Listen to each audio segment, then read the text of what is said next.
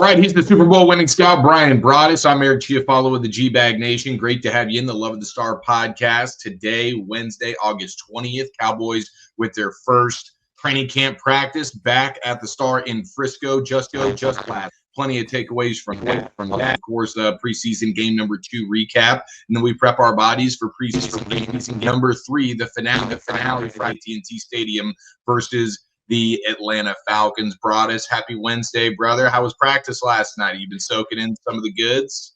Yeah, I tell you what, though, it was interesting because the media wasn't allowed to film anything or post anything, so it was kind of one of those days. But overall, though, it's good to have a padded practice. We've kind of grown accustomed to Mike McCarthy of not when they came back to the Star that they would have kind of a glorified walkthrough and all that. And there was really nothing to it, but they got after it pretty well last night. They had some good series with the offense and the defense and been able to do that. And so today they'll do the same thing. But yeah, it's good that they actually have a coach that's, when you come back from training camp, usually that Oxnard portion of camp, everybody thinks, training camp's over. Well, not for this coach. This coach is still practicing. So, good for him. Still trying to get some things done with these padded practices, and then they'll have that game on Friday. And then, they will, in earnest, get ready for the Philadelphia Eagles. Well, on Friday, I'll tell you, one guy to watch a little bit is old Jaden Blue.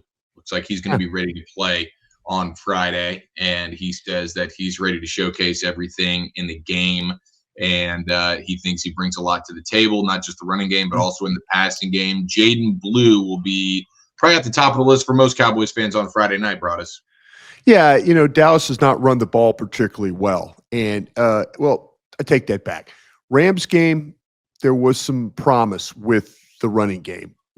Against the Ravens, really not so much. And, there were some things that, you kind of were hopeful that maybe that there would be a little bit better coordination between the backs and the line. There were a couple of wrinkles they showed. They showed a counter run that I liked with some down blocks and some pull blocks that kind of got a little traction. The backs didn't particularly, and I'm talking about the starting back with Miles Sanders.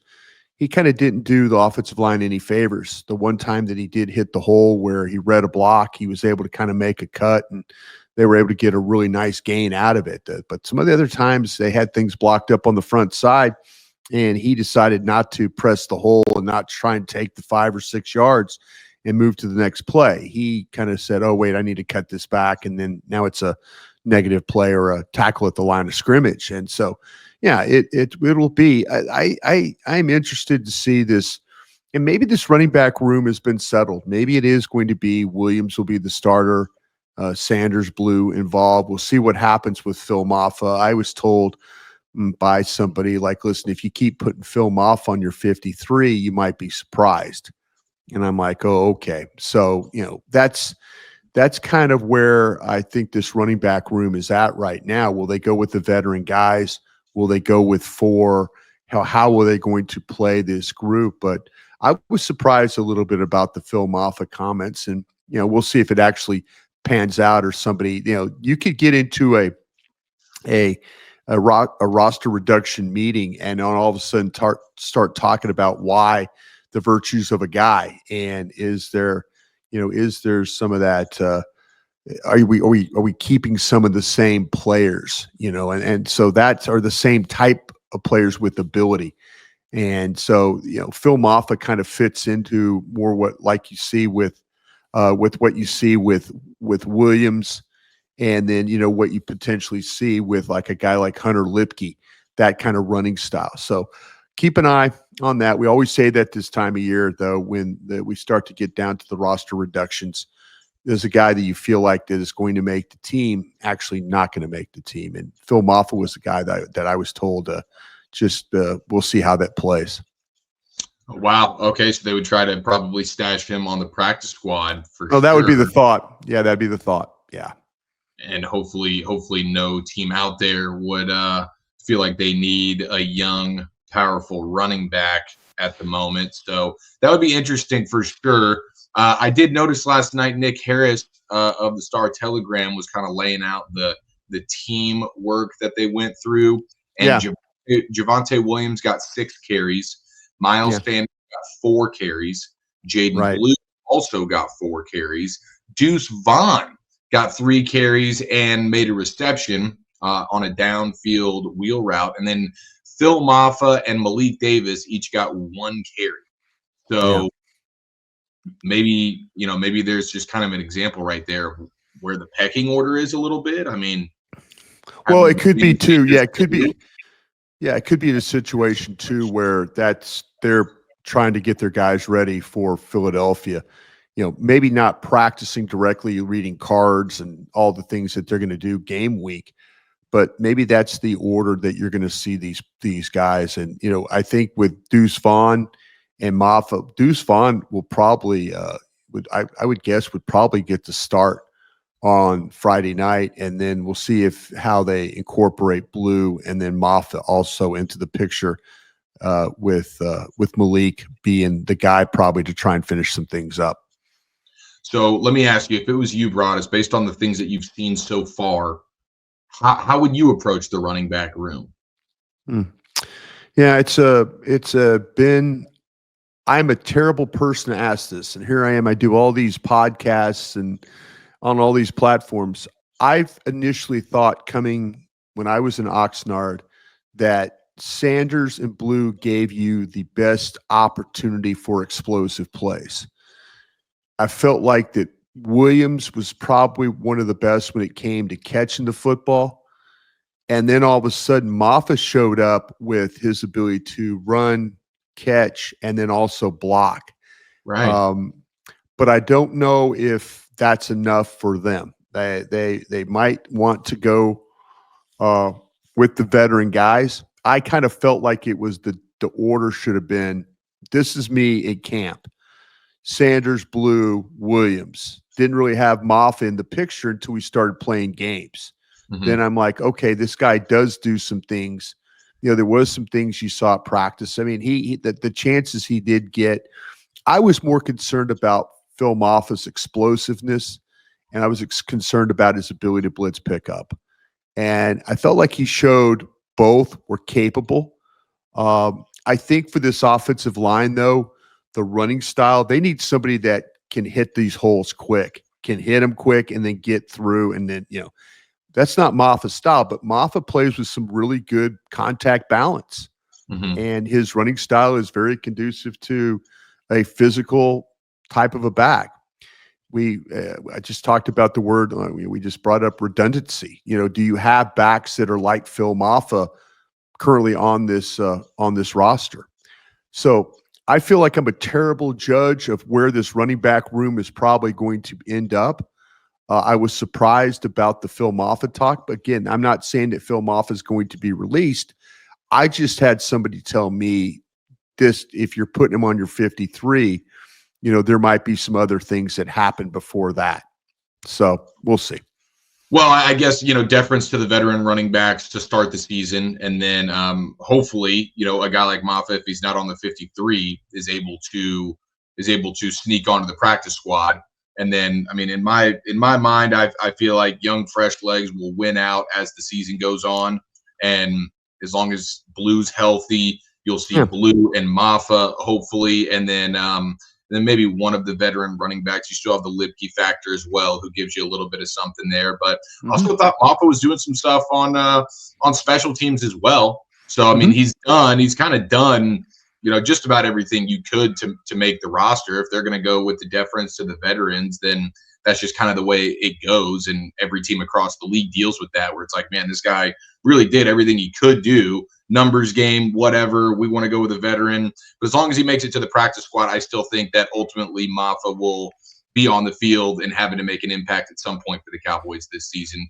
And last night at the practice, first 15 plays of team drills, it was basically 12 run plays. There were three passing plays. So you can tell they're really trying to hone in on, okay, who are our backs and how are we marrying it with the offensive line and getting this thing going in the right direction here. That seems like a huge emphasis. Yeah, they like I said, they ran the ball. I felt like okay against the Rams. It was non-existent against the Ravens. So yeah, and here's really some of the last opportunities that Schottenheimer can use practice to try and shore up. When you get to the week of practice, yeah, you'll have a maybe a padded practice, and you kind of work through that, and that's great. You only have so many of those during the season, then all of a sudden those run out, and it turns into helmets and jerseys. And so this is an opportunity for him to kind of say, okay, we're going to get better these next couple of days, and then we'll see what happens on Friday. It's not going to be starters out there. It'll be, there'll be guys that, Cornelius and Hoffman and Bass, the guys that have kind of been playing, in the third and fourth quarters of these preseason games. Well, Hoffman and Bass have been playing the whole games, but you're probably going to see a pretty skeleton crew out there, So this is a good opportunity for BB and Smith, and also though Booker, to kind of get some feel and build a little continuity in the running game, which they've been able to do some at practice, whether the Oxnard portion or now back here at the Star. So, but what about as it pertains? By the way, the best play of the night from a practice standpoint, at least from what we got to see, like you said, there wasn't a ton of clips that came out, but that deep ball from Dak to Pickens down the left sideline over the shoulder, keeps the toes in bounds, makes an acrobatic catch. That's when you start talking about things that we're most excited for this season. Oh my gosh, that's where it starts. It starts with the trio of Dak, Lamb, and Pickens. And that is just going to be so freaking fun. The highlight reel plays are going to be off the charts. Yeah, and and really a good pickup by the offensive line. That was one of those situations where there were rushers involved, and they were able to sort everything out, and that gave Dak the pocket and the time to be able to deliver a pass like that. And we've all understand what George Pickens is as a receiver. We'll get to see it firsthand, in the regular season here coming up. But that's what George Pickens does. He's excellent at tracking the football. He's got an idea of how to position his body in order to bring the ball down. These are things that, when you need big plays, George Pickens is generally the guy that will be able to deliver those types of plays. I expect him to have an outstanding season, not only making plays like that, but we talked about him in camp, on the G-Bag Nation when we got to interview him. He's really looking forward to catching the ball on the move. And that's something that George Pickens can take advantage of. You throw him the ball in space and there's a little separation. My guy can run, and he can finish plays that way. So excited about that aspect as well. Yeah, he's an absolute dude, and that's, I mean, how much more optimistic would we feel right now if we got to see just a little bit of that in some of these preseason games? Most teams have played their starters to some extent, starting quarterbacks, but the Cowboys have refused to do it, keeping everything extremely close to the vest. You remember a few years ago when they started the season in Tampa on a Thursday night, and Dak did not play at all in the preseason. He was dealing with that lat issue throughout training camp, and they got to Tampa. They lose the game, but offensively, the passing game was a huge strength. I'm pretty sure they scored like 28 points. Dak looked sharp, and I think ever since then, the organization's been like, okay, clearly these preseason games don't really mean that much. But off the injury for Dak, having a new guy in the offense and George Pickens, just a whole new offense in general, man, it would have been nice to see these guys get a little bit of action here. But hey, if they hit the ground running in Philadelphia on night one, nobody's going to be complaining. But right now, optimism is a little bit low in a lot of aspects, just because, man, you haven't gotten to see the real thing. And Joe Milton, he's been so freaking erratic. It's hard to it's hard to get the best possible evaluation of the offense right now. So plenty more to get into. You're listening to the Love of the Star podcast. Love of the Star is an Odyssey podcast. You can find it on the Odyssey app or wherever you get your podcasts. Broadus, any more takeaways from the Ravens game and guys that stood out to you and guys that have given themselves a chance to maybe sneak onto this roster? Yeah, there were some guys that, and on all the platforms we are on, probably have heard a couple of names being mentioned. I know we do it, in Krusty's Corner on the G-Bag Nation, 340 every day. We kind of get into that. And the things that I was kind of noticing was a guy like Damone Clark. You also talk about what Booth was able to do. These are guys that needed to play well. They needed after what happened in the Rams game, they needed a good game, and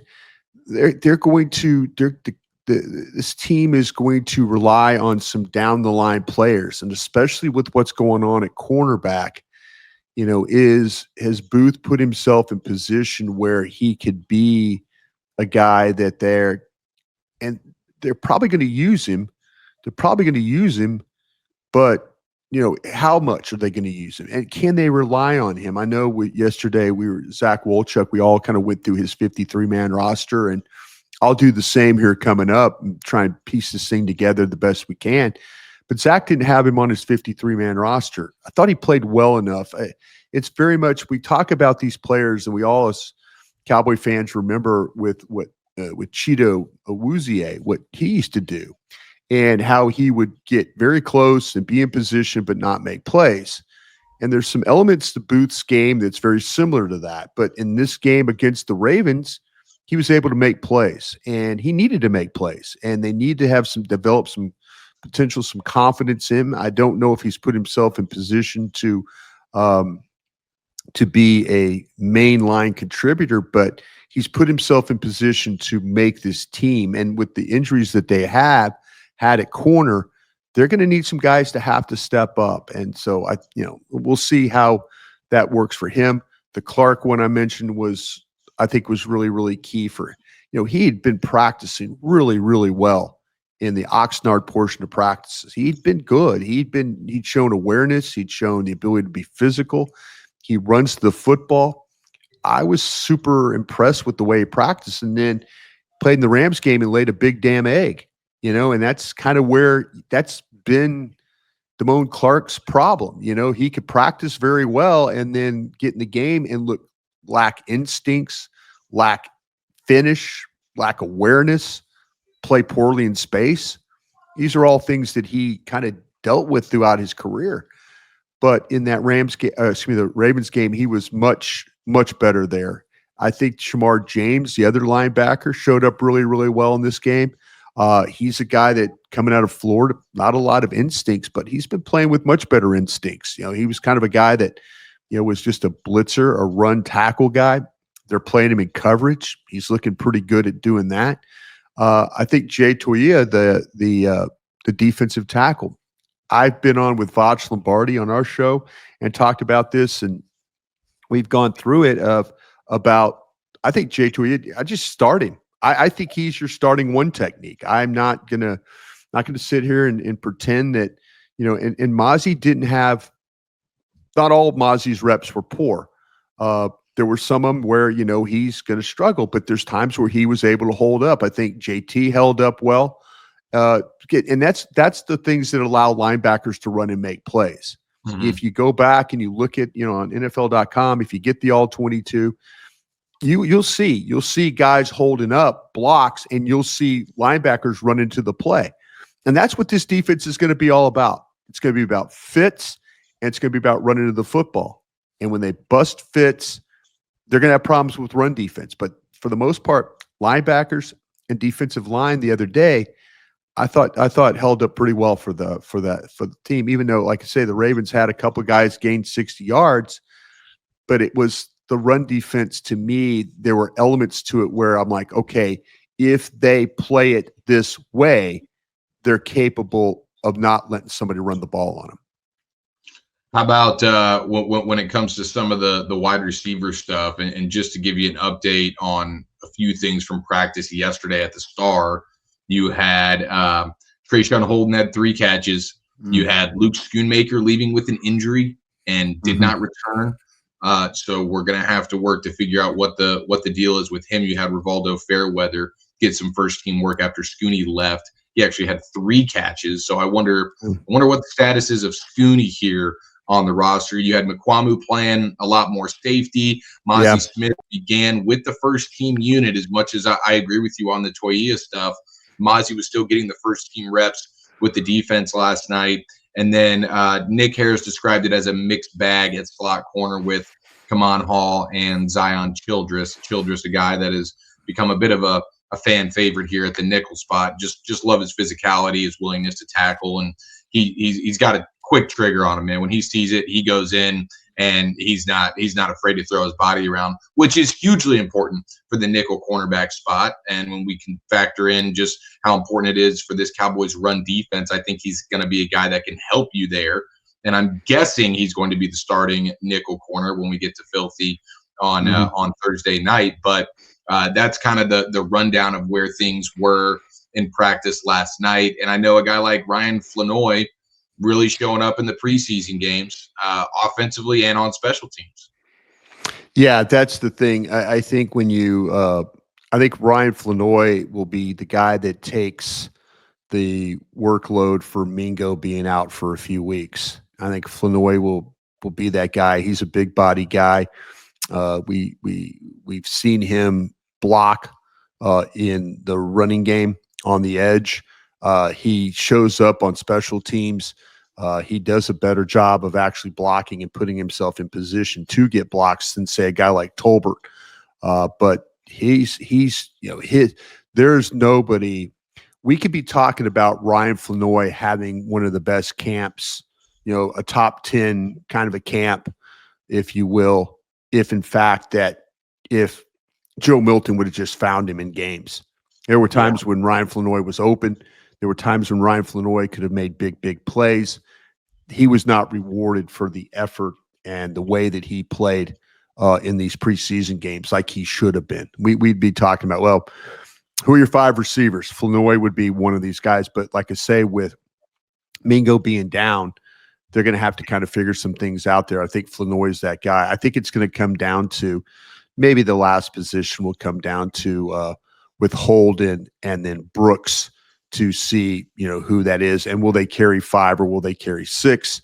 They might have to go long in a position like in the secondary just because of all the injuries they're dealing with.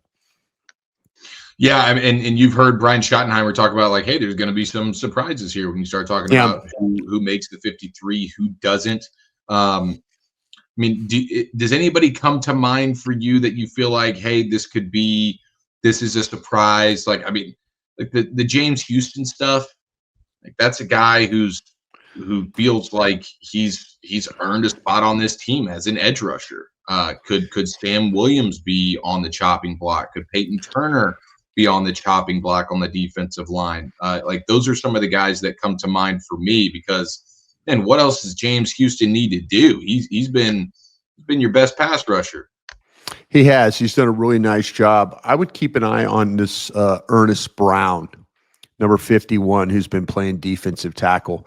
Mm-hmm. If you want a potential surprise guy on the 53-man roster, Ernest Brown, who's been playing. He's listed as a defensive end, but he plays really as a defensive tackle.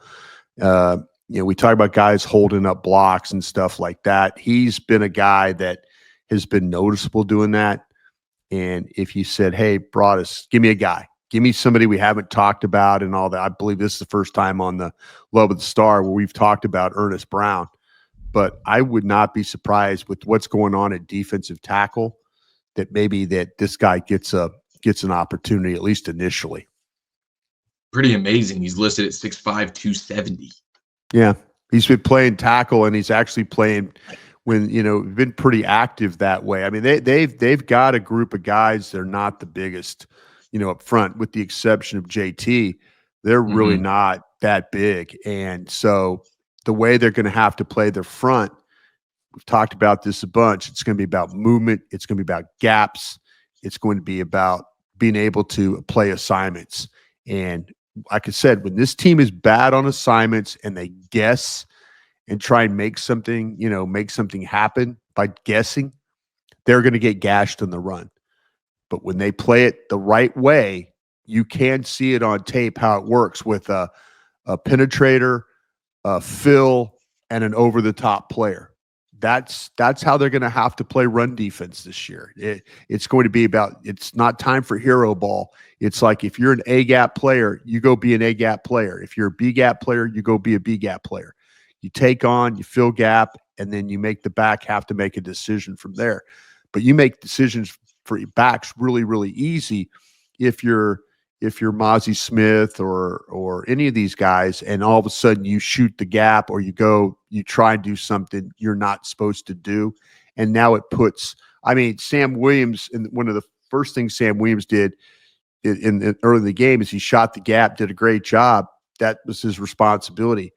And then there was another time where he shot the gap, probably not supposed to shoot the gap the way they played it.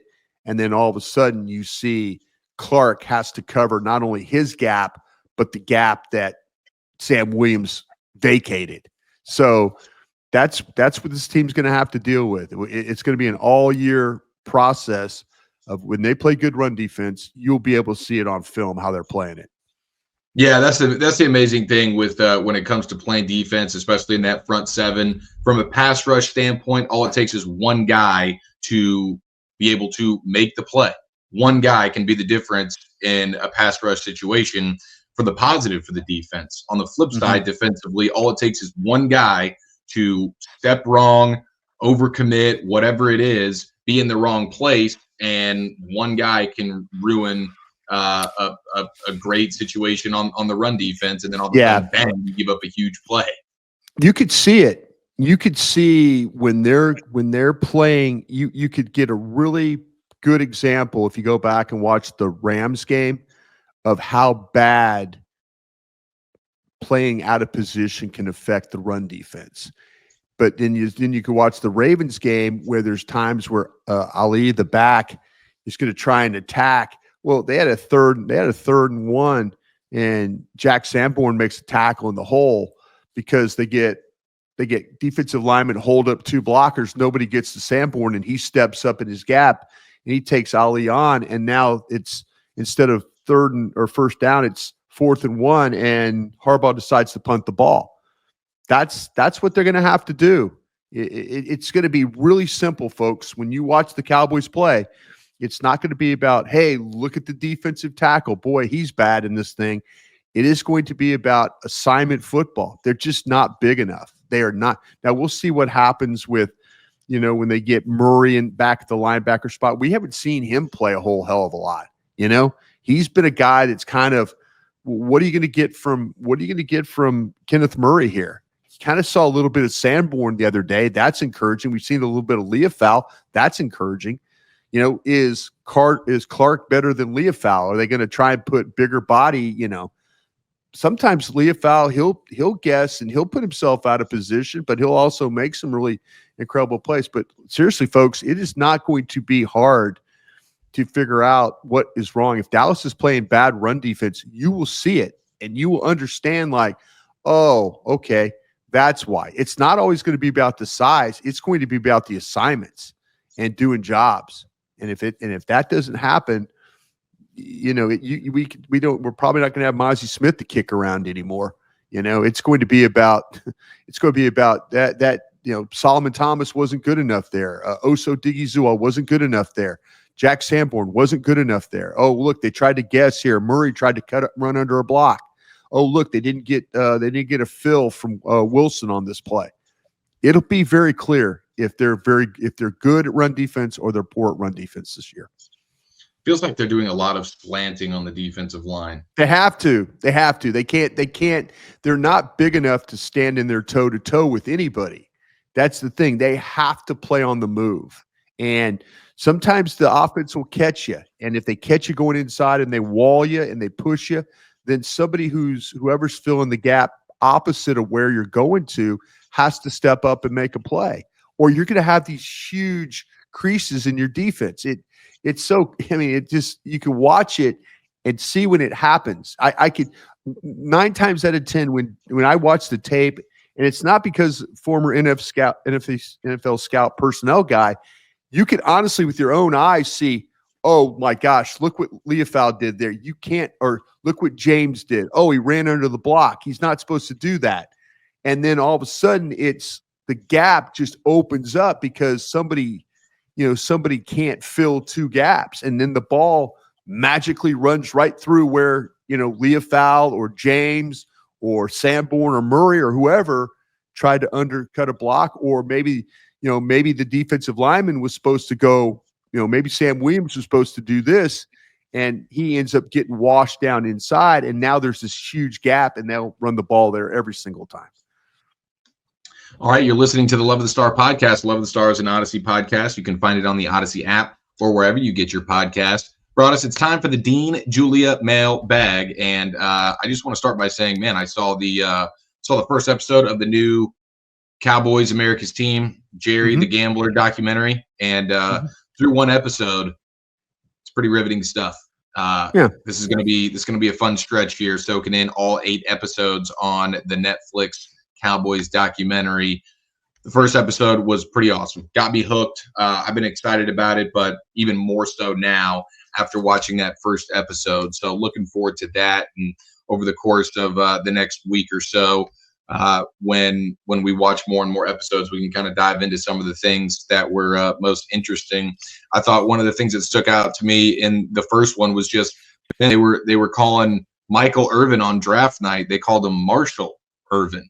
But and just the timeline of things, like he got there before Jimmy, like little stuff that but I don't know, from my perspective, you imagined it Jimmy and then Michael, but as Michael gets there first and in 88 and Jimmy's like, hey, that's good. Like if the Cowboys want you, go there, because one of my buddies ends up being Jerry Jones. One of my buddies is going to be buying this thing, and I already know I'm going to be the shoe-in to be the head coach there. So if the Cowboys draft you, this is when Jimmy and Michael Irvin are at Miami together. He's like, man, if the Cowboys draft you, you're going to want to go ahead and sign on that and make that happen, because it won't be long.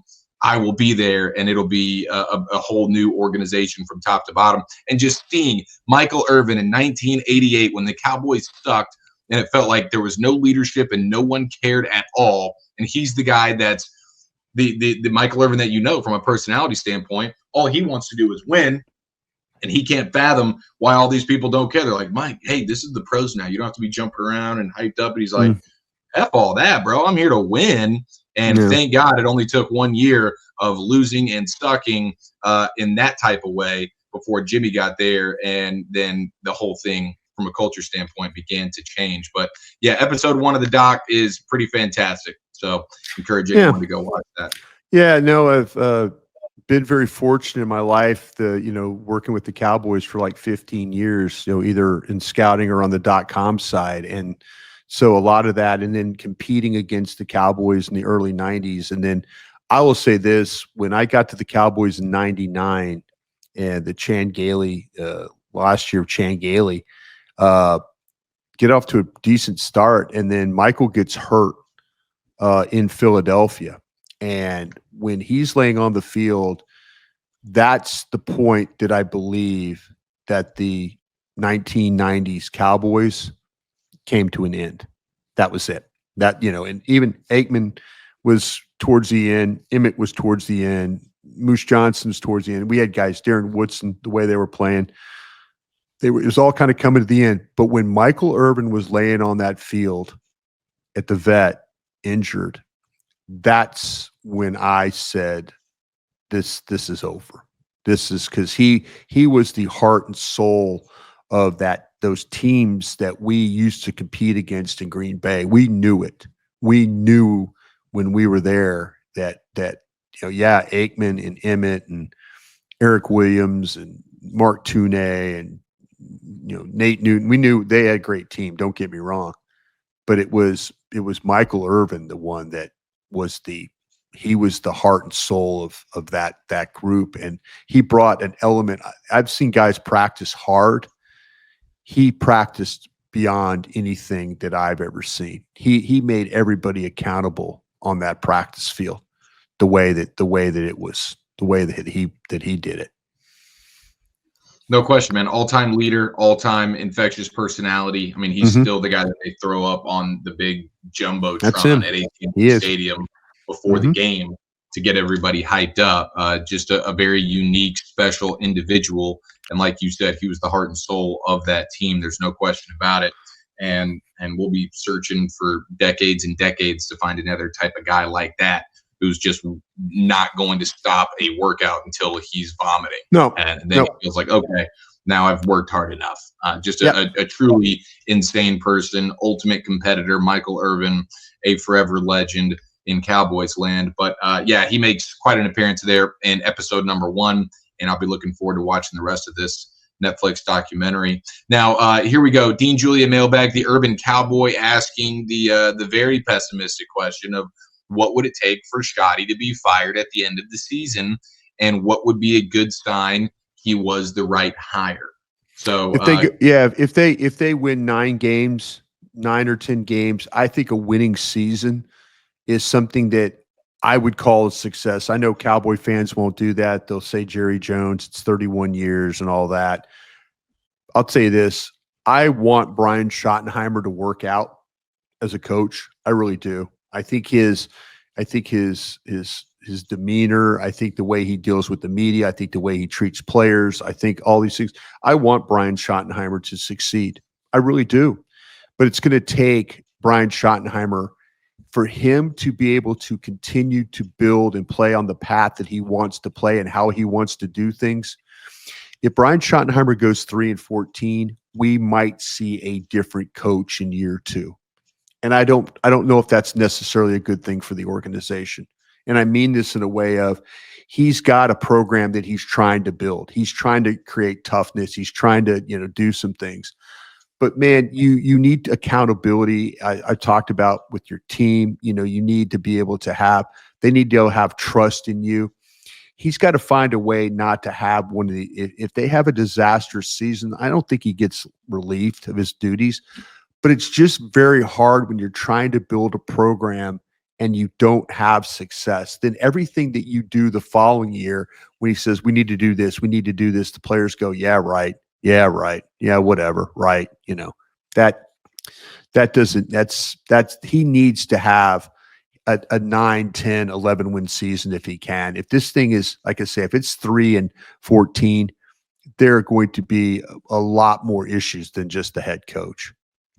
For sure. Yeah, I mean, that would be the way he gets fired is if especially it's not like an injury-laden season, Dak plays basically the whole season, your offensive line is able to stay relatively intact, your main guys specifically offensively, and they still lose a bunch of games or the offense still really struggles.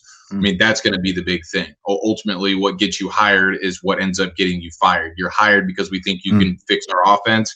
And the moment that we realize you officially cannot do that, that's going to end up getting you fired. So I would say, yeah, I mean, if you win 9 games, that would be great. But if the defense is like a Bengals type defense from last year, and hey, the offense is able to put up Bengals-like numbers, and I don't know that they'll get to that level because Joe Burrow was on another planet last year, and Jamar Chase is absolutely ridiculous. But the Bengals team is not a playoff team, but it's a 9-win team, and that gives Schottenheimer credibility in year 1.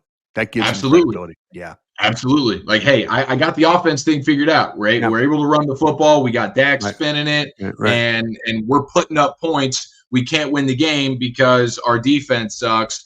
And go work on that then. Then you go work on that. Yeah. 100%. 100%. So yeah, but for him to get fired, it's going to take a lot. It's going to take a lot. Jerry is not in the business of paying coaches to not work for him. He's proved that really time and time again. STX Mario asking the question here in the mailbag brought us with the cuts coming to the 53 soon. Do you see any position being viewed as a surplus, maybe for a player-for-player trade at another position of need? Offensive line. The offensive line is where the Cowboys have the surplus. Offensive line and maybe the edge. If somebody is interested in one of your edges, maybe it's not Peyton Turner or somebody like that, but if somebody might like what they've seen from James Houston, if you're not interested in keeping James Houston around, or you're interested in maybe moving Sam Williams, maybe somebody likes to, a young player like that. So I think offensive line, maybe inside. Maybe one of those guys, depending on what you want to do with, say, with Bass, Hoffman, one of those guys. Maybe you have a little surplus. Maybe you have a little surplus at tackle. So I think the offensive line and edge would be the two positions that I would think, and maybe somebody might like one of your wide receivers, but I think the other positions are more likely from my evaluation. Okay, very good, because we've actually gotten there's reports today from guys or from reporters like Diana Rossini and Ian Rappaport that the Jets are among several teams monitoring the trade market for potential wide receiver additions. There you go. The 49ers and Vikings are also making calls. So you have a handful of teams that are interested in maybe trying to bring in a veteran wide receiver. I know our very own Zach Wolchuk here on Loving the Star is doing everything he can in his power. He is the voice for trading Jalen Tolbert, and he's a guy that has played NFL snaps, proven he can catch some touchdowns in the NFL. Super inconsistent for sure. We all know what Jalen Tolbert is, but when teams look at the stat sheet from last year and see that he led the team in touchdowns, maybe that's a guy that teams would be interested in. I don't know how interested the Cowboys are actually in trading for, in trading a guy like Tolbert, but I mean, if you could tell me one of those teams had a corner or a defensive tackle, I would be very interested. But as I look at them, like I know the Niners don't have any corners. I mean, they were signing Eli Apple halfway through training camp because their cornerback situation was so dire. Yeah. So I know they don't have any corners. You look at the Jets, corner's a tough position to need because very few teams have a surplus there. Very few teams look at the roster and say, oh, yeah, I got a corner that you can just have. Yeah.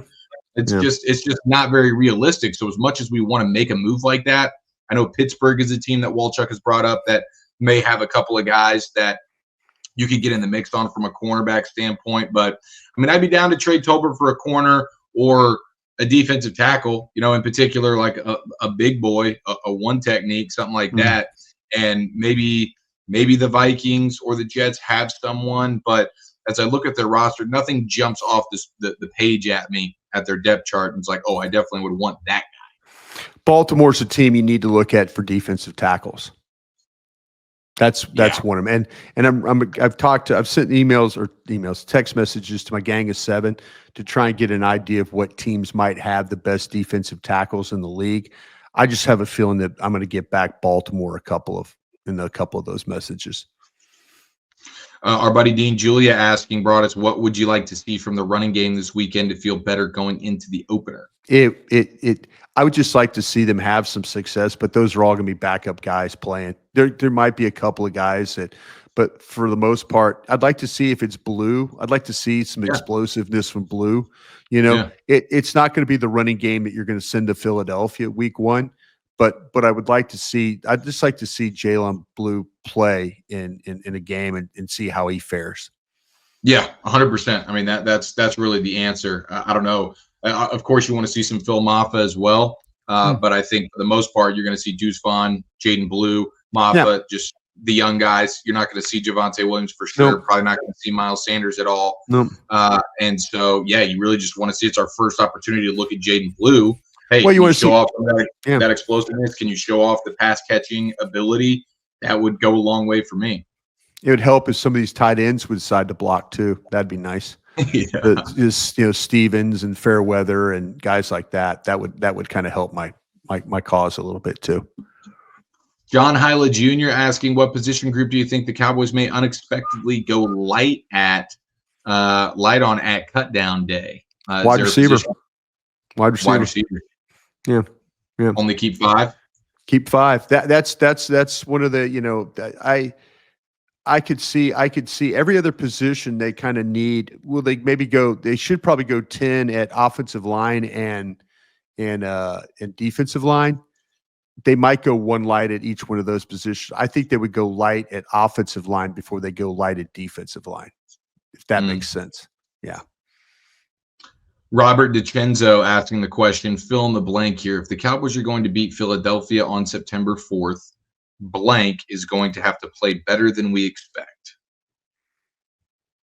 I mean, I would just say the defense, bro. I mean, that's really what I would say. The defense is going to have to play better than we expect because I'm expecting Saquon Barkley to go for 150 yards, and I'm expecting anytime Jalen Hurts wants to hit A.J. Brown or Devontae Smith, he's going to get it done at a high level. So it's really the defense for me. I don't know if he was looking for like an individual player. Oh no, group, the nickel, whoever the slot corner, with Smith having to deal with that. Yeah, it's going to be anybody in the secondary. Name anybody in the secondary, and you could probably they're going to have to play. They're going to have to play outstanding. Yeah. And again, when the secondary plays well, hopefully the run D does as well, because Barkley with fresh legs is going to be ready to go find pay dirt. Fernando Storia, do you think we would only carry just a couple of tight ends, considering Hunter Lipke is considered a no? They'll go three. They'll go three. They'll go three. Yeah. And then let's see the Micah Parsons stuff. Of course, people are bringing up old quotes from Jerry Jones and how he loves the War Daddy pass rushers. Feels like you got one right now. Why would you not pay him? You have Adam Schefter saying this feels like something that's they're gonna play it out this year, tag them, and they're heading for a divorce at some point over the next couple of years. Are you buying that, or do you feel like this is Jerry doing what Jerry does, and they're gonna end up getting this deal done? I think they're probably looking at the tag right now, to be honest with you. The way the thing, I want to believe they can get something done, but I think they need to figure out a way to make sure that if it's the tag game, then stay with it. But they need to kind of try and get this thing done. Mike, somebody's going to have to step up. Somebody's going to have to step up in whether it's Jerry's side or Micah's side. I know that's very simplistic to say, but somebody's going to have to make the other side feel better about the situation. I think both sides are waiting for the other to step up. Okay. I love it. All right, there it is. The Dean Julia mailbag in the books, and today's episode 11 of the Star in the books. Thank you so much for the fantastic listeners. Wherever you are, you might be eating right now, working out at the gym, driving to work, just walking around the neighborhood. However you consume us, we appreciate you so very much. We'll be back here in just a couple of days with more Cowboys content. Have a great week, everybody.